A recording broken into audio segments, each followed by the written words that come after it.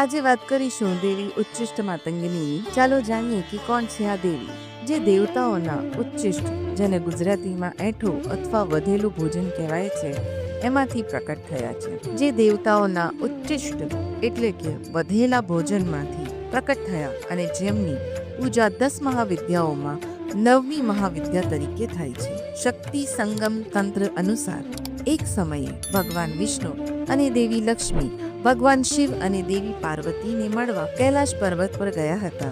ભગવાન શિવ અને દેવી પાર્વતીએ તેમનું ભવ્ય સ્વાગત કર્યું અને તેમના માટે ભોજનની વ્યવસ્થા કરી. દેવતાઓ દ્વારા અન્ન ગ્રહણ કરતી વખતે અન્નનો થોડો ભાગ ભૂમિ પર પડી ગયો.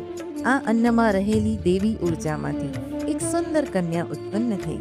કન્યાએ દેવતાઓ પાસેથી ઉચ્ચિષ્ટ એટલે કે વધેલું ભોજન પ્રસાદ તરીકે માંગણી કરી. દેવીઓએ દેવતાઓએ એમને વધેલું ભોજન પ્રસાદ સ્વરૂપે આપ્યું.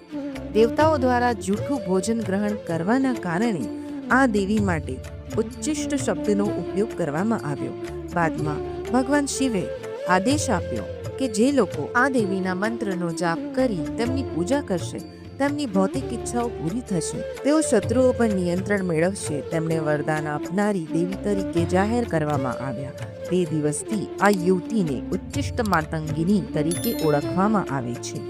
વાલા મિત્રો, જો તમને આ મારી વાર્તા, આ કથા ગમી હોય તો લાઈક કરવાનું, શેર કરવાનું અને સબસ્ક્રાઈબ કરવાનું ભૂલશો નહીં. જય માતાજી, જય મા મેરડી, જય મા માતંગિની.